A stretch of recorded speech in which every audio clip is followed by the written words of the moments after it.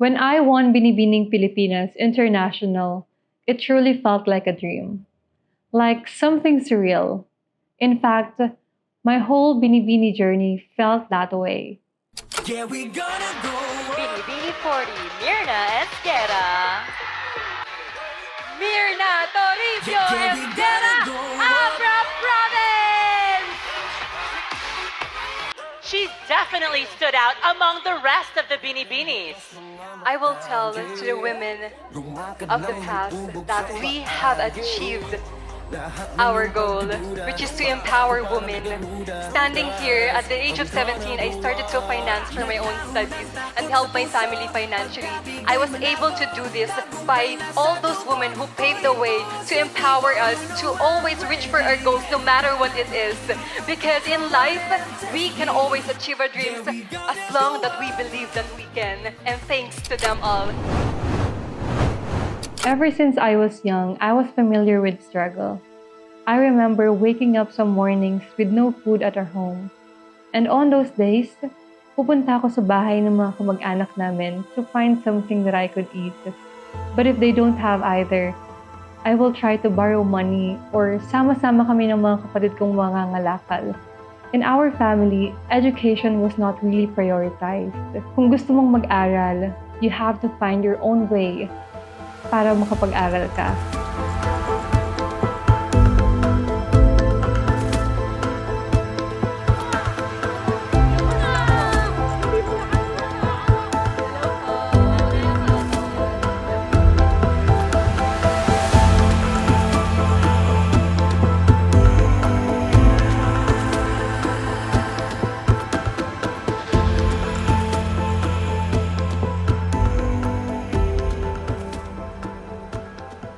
I remember this one certain memory when I was a kid.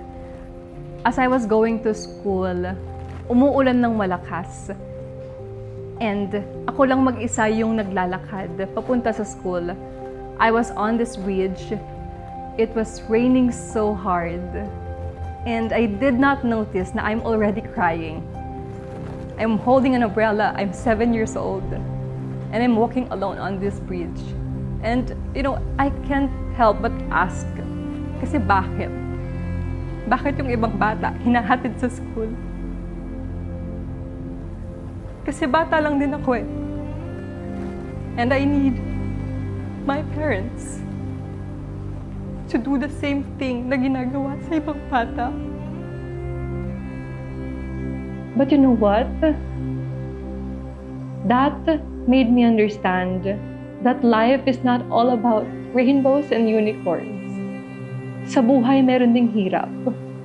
When I was in grade 4, I remember selling banana Q, kamote Q, lumpiang gulay, so that I could have some money na kaya kong ipang-suporta for myself. I use this money most of the time for school needs, for my project. By grade 9, I started working as a part-time at a hotel. And later also worked as a cashier in a coffee shop. And during the pandemic, I worked as an online seller working clothes online. When I reached college, I juggled my studies with working as a freelance model, as a event host, and also event organizer. I also joined beauty pageants, which became an important part of my life.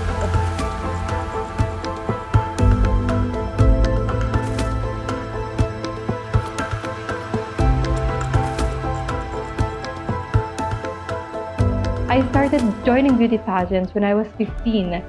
But even before that, I remember when I was 9 years old, as I was watching a local barangay pageant, I saw beautiful women wearing beautiful gowns and makeup. And I remember telling myself na one day, ako naman yung nandyan on stage. My first pageant was in grade 8, and I lost. The following year, I placed as first runner-up in a barangay pageant. The following year, I again placed first in a city beauty pageant. In 2019, I joined a provincial pageant and I again placed as first runner-up. That same year, I joined Miss Teen Philippines and I did not even make it to the first cut. That is when my heart broke because of pageantry. And after that, I took a break from pageant. And 3 years later, I returned. I came back to join a city pageant, and this time, I placed as fourth runner-up. But that is when my uncle from Abra called, and he asked me kung gusto mo bang sumali ng Miss Abra 2023. And you know what? Without any hesitation, I said yes.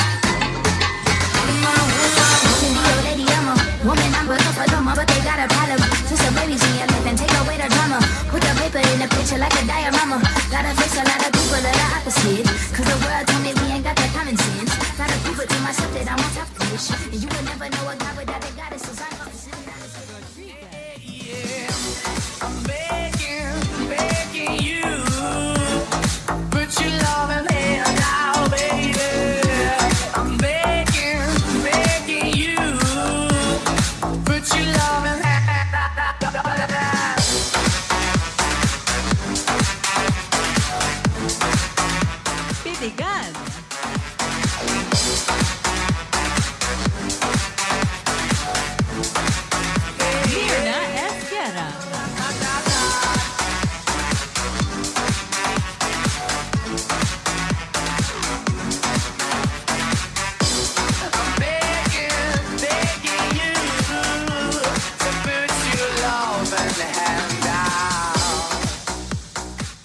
That time I was in college.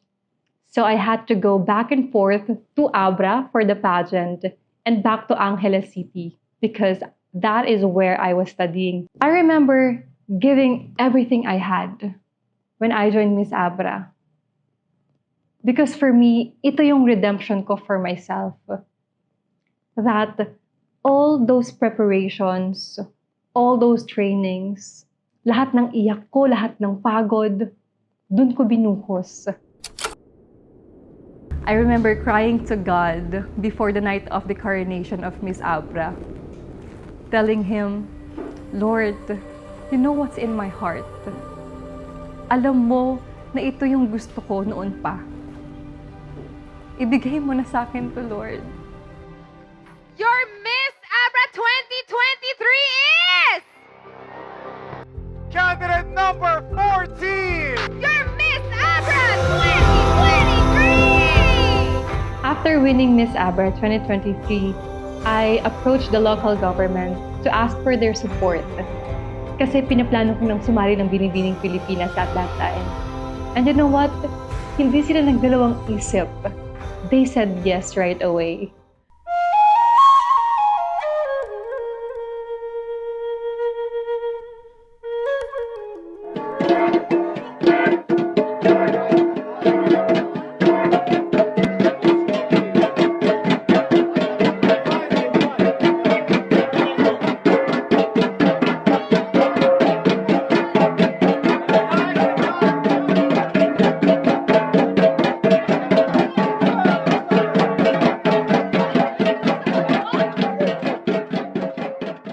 After all those years of hearing no, not enough, you're not what we're looking for, I now find a beautiful reason why God kept me waiting for years. It's because my destiny is Binibining Pilipinas' 60th anniversary. God was preparing me for something greater, and that is to represent the Philippines in Miss International 2025. As I look back, everything has been worth it, especially how hard I strive to finish my studies because 3 weeks after I won Binibining Pilipinas 2024, I was fortunate enough to receive my college diploma. All glory to God.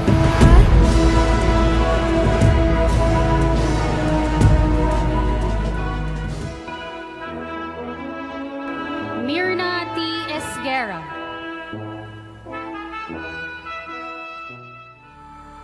Now that I'm in a position where I have the opportunity to help those little kids who were once just like me, who needed the support to pursue their studies, to finish their education, and to be able to dream without their circumstances in life limiting what they're capable of.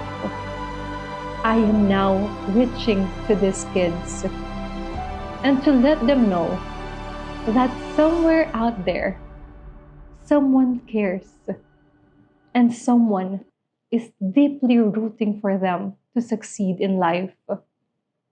As you're hearing this now, we may have the same story, and I'm here to tell you that it's possible.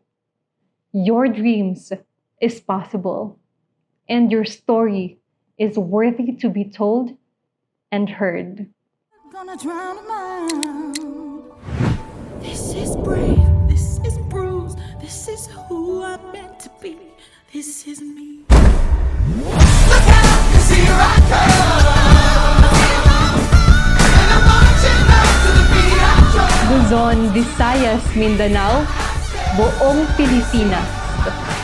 Samahan niyo po akong ilaban ang ating bansa, ang minamahal kong Pilipinas. This is Myrna Toribio Esguerra, Binibining Pilipinas International 2024. This is my story.